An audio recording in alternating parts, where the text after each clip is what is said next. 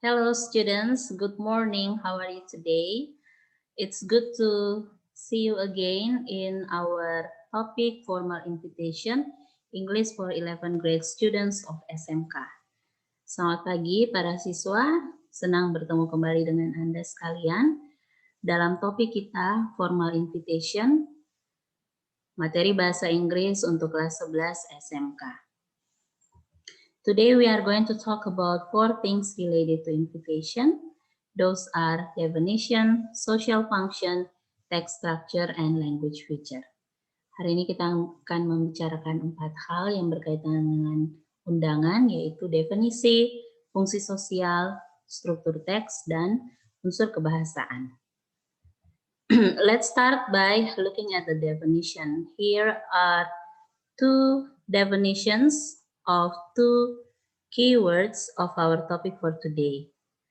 Jadi kita akan melihat di sini ada 2 definisi dari 2 kata kunci topik kita hari ini, yaitu invitation dan formal invitation.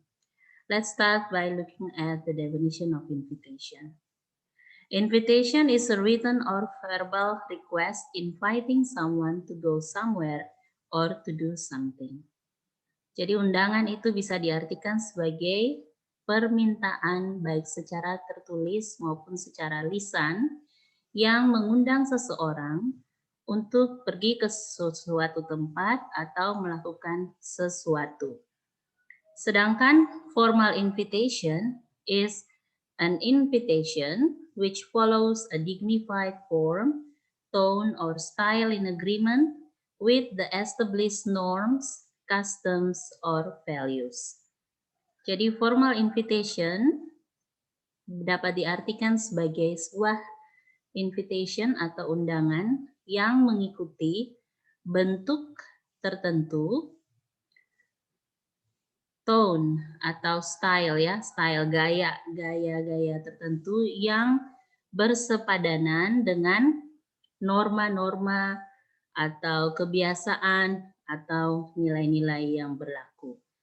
Jadi pendek kata, untuk undangan secara formal ini adalah undangan yang sifatnya lebih resmi, mengikuti aturan-aturan tertentu dalam penyampaiannya, dan biasanya mencerminkan budaya ataupun norma kebiasaan yang berlaku di sebuah komunitas.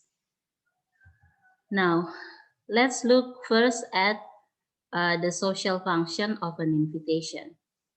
Here is the social function of invitation is to sustain transactional relationship with people ya. Jadi fungsi sosial daripada sebuah undangan itu adalah untuk menjaga sustain ya, menjaga hubungan yang baik dengan hubungan sosial yang baik dengan orang lain. Nah, biasanya tentu kalau kita melihat pada undangan, itu hanya bisa terjadi when you invite someone or when you are invited to someone else's happy occasion. It is to maintain the good relationship by being able to be happy with someone else's success.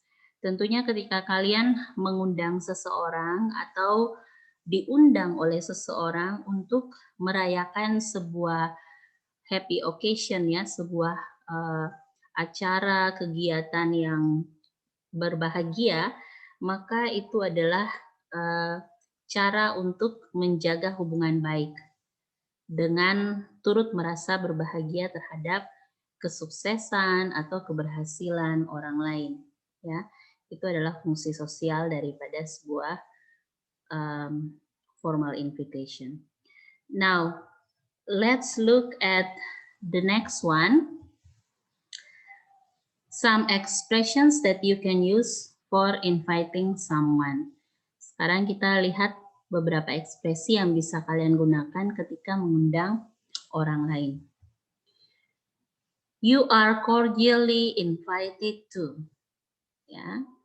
Kemudian, we would like to invite you to. Kami ingin mengundang Anda untuk. I was wondering if you'd like to.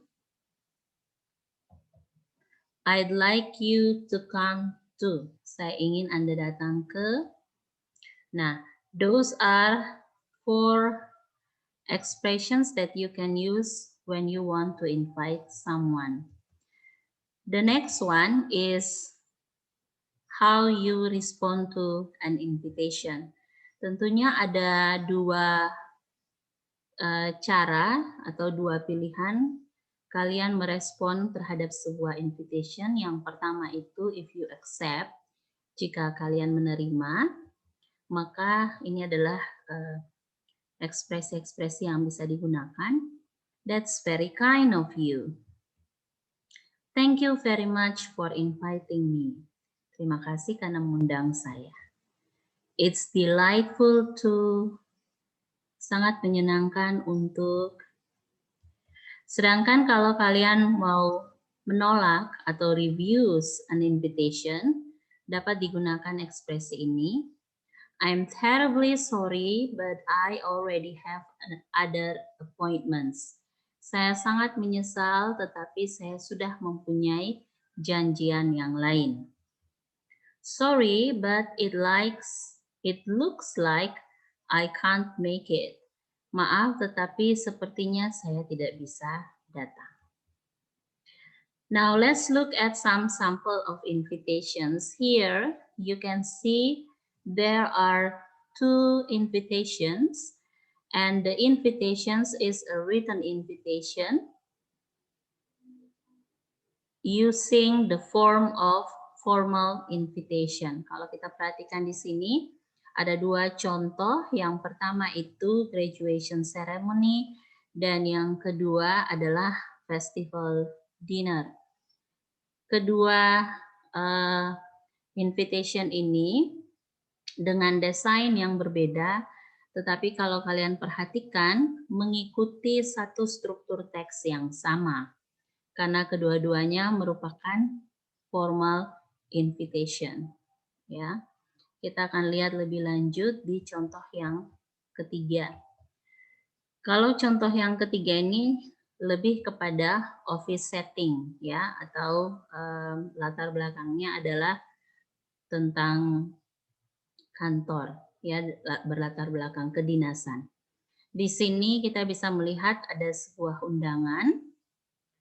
The Secretary of the U.S. Department of Housing and Urban Development invites you to attend the swearing-in ceremony of Kit E. Godfrey as General Counsel for the United States Department of Housing and Urban Development, Wednesday, December the 7th, 2005 at 4 p.m. The United States Department of Housing and Urban Development, Robert C. Weaver Federal Building, enter through South Lobby and follow signs 451 7th Street SW, Washington DC. Nah, kita lihat di sini bentuk undangannya seperti ini. Mari kita perhatikan bagian-bagiannya. The invitation started with the logo. Ini biasanya untuk acara kedinasan atau yang berkaitan dengan hal-hal yang resmi untuk urusan kantor dan dinas. Undangan biasanya menggunakan logo. Kemudian diikuti di awal sekali oleh host atau tuan rumah. Kemudian ada phrase of invitation, lalu kind of event, kemudian date, time, venue, special instruction, and request to respond. Ini adalah 9 parts or 9 parts that you can find in a formal invitation. Ya, biasanya ini adalah 9 bagian yang bisa kalian temukan pada sebuah undangan resmi. Now let's talk about the parts in details. Kita bicarakan sekarang bagian-bagiannya secara mendetail. Yang pertama adalah logo, legal symbol that used to represent an office. Ya, jadi logo itu adalah simbol yang sah yang digunakan untuk merepresentasi atau mewakili sebuah kantor atau sebuah institusi. Ini sifatnya di dalam undangan itu optional atau pilihan. Kadang ada, kadang juga tidak, tapi tidak terlalu mempengaruhi keresmian daripada sebuah undangan. Kemudian diikuti dengan bagian yang kedua adalah the host, atau kalau kita terjemahkan artinya adalah tuan rumah. Nah, dalam konteks invitation ini adalah penyelenggara daripada acara tersebut, ya. Di sini bisa kita artikan juga sebagai person or organization who held the event, ya. Host ini bisa berupa orang atau organisasi yang menyelenggarakan event tersebut. Di dalam undangan kita tadi, host itu bisa dilihat pada kalimat the Secretary of the U.S. Department of Housing and Urban Development. Selanjutnya yang ketiga, phrase of invitation. Ini adalah words or phrase that you use to invite, ya. Kata atau frase yang kalian gunakan untuk mengundang orang. Jadi di sini kita cantumkan ungkapan undangan. Di dalam undangan kita tadi pada kalimat invites you to attend. Kemudian yang keempat, kind of event. This is the type of event or occasion, ya, jenis daripada event atau acara yang dimaksud. Di sini ada kalimatnya, the swearing in ceremony of Keith E. Gottlieb as General Counsel for the United States Department of Housing and Urban Development. Jadi jenis acaranya ini adalah pengambilan sumpah, ya, upacara pengambilan sumpah dari Keith O. Gottlieb yang akan diangkat sebagai General Counsel dari Departemen Housing and Urban Development. The next one is the date. Tentunya ini adalah the day of the event atau hari event tersebut diselenggarakan. Dalam undangan terlihat Wednesday, December the 7th, 2005. Lalu time-nya adalah the exact time of the event. Waktu daripada acara tersebut biasanya ditunjukkan dengan keterangan jam, ya. Di sini kita lihat at 4 p.m. Lalu venue. Venue ini sama dengan kita bilang place, ya, atau tempat.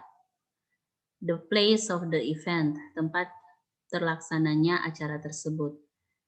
Di dalam undangan itu ada alamat, tempat, dan alamat yang bisa kalian lihat di sini. The United States Department of Housing and Urban Development, Robert C. Weaver Federal Building, enter through South Lobby and follow signs. Jadi di sini ada nama gedungnya, kemudian ada petunjuk untuk mengikuti tanda yang sudah dicantumkan di situ, dan ada alamat daripada gedung itu sendiri. Kemudian ada special instruction atau instruksi khusus yang juga dicantumkan di dalam undangan. Ini adalah important information or notice, ya. Jadi ini informasi-informasi penting atau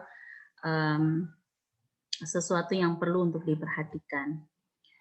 Di dalam undangan ini pada kalimat reception immediately following. Jadi disampaikan bahwa resepsi dari acara tersebut akan segera dilakukan begitu acara pengambilan sumpah itu berakhir.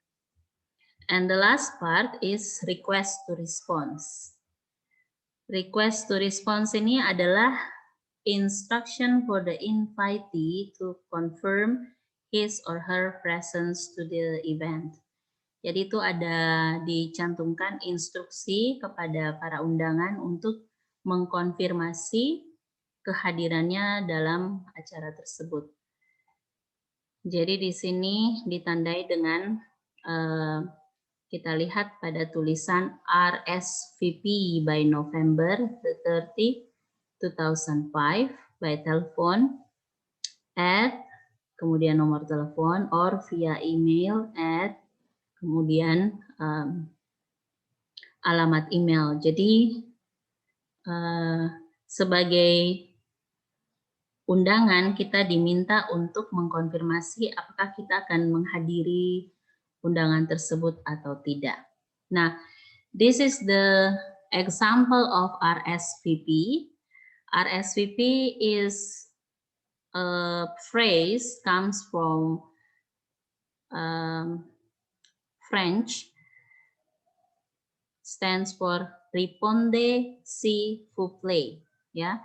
Jadi RSVP ini berasal dari sebuah frase berbahasa Prancis yang merupakan kependekan dari kata répondez s'il vous plaît, yang artinya please reply atau tolong dibalas. Nah, di dalam sebuah undangan resmi adalah sangat sopan jika kita menyatakan bahwa kita akan menghadiri atau tidak. Harus sudah dipastikan karena biasanya orang yang membuat acara tersebut mempertimbangkan pengaturan ruang, jumlah kursi yang disediakan, bahkan sampai pada pilihan menu yang disajikan ketika membuat undangan.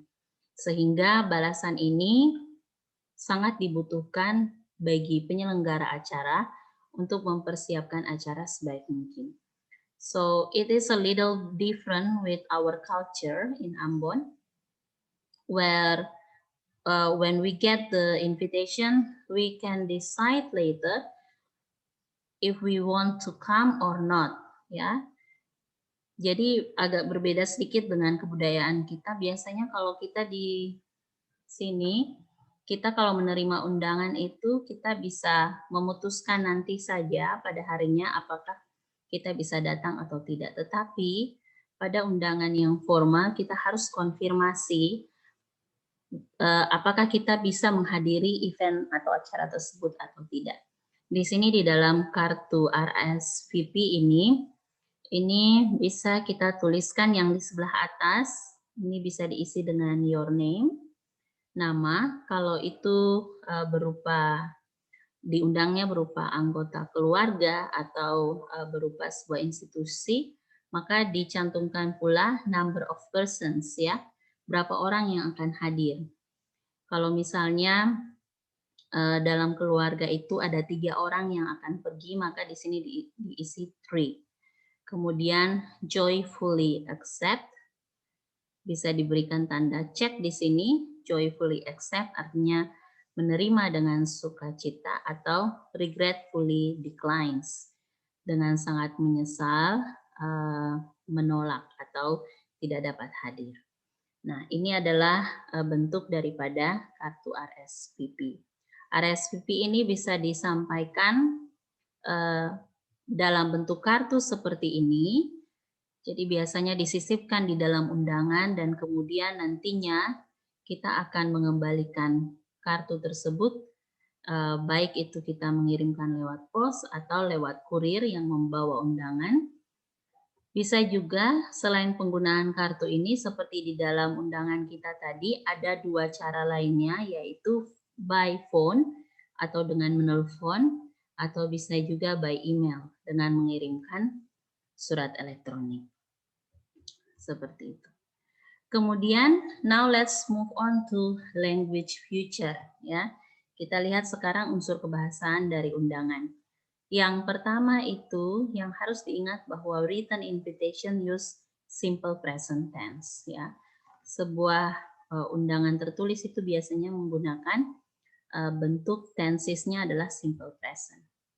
Pada contoh kita bisa lihat the Secretary of the U.S. Department of Housing and Urban Development invites you to, dan seterusnya dan seterusnya.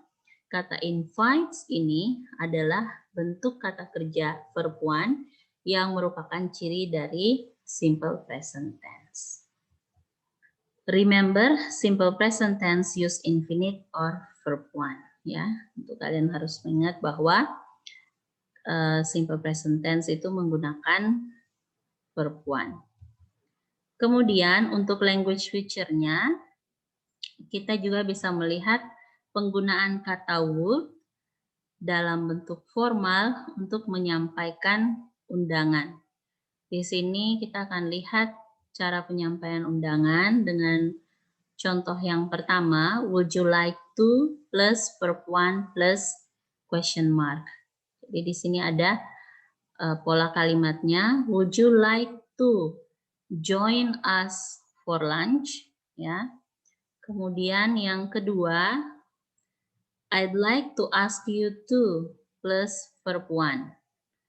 I'd like to ask you to join us for lunch.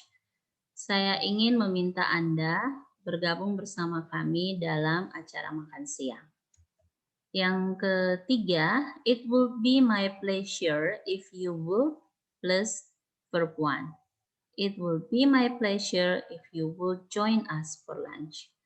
Akan sangat menyenangkan bagi saya jika Anda dapat bergabung bersama kami untuk acara makan siang. May I have the honor of your plus noun plus question mark. May I have the honor of your presence at lunch on Friday. Dapatkah saya mendapatkan kehormatan untuk kehadiran Anda pada acara makan siang di hari Jumat?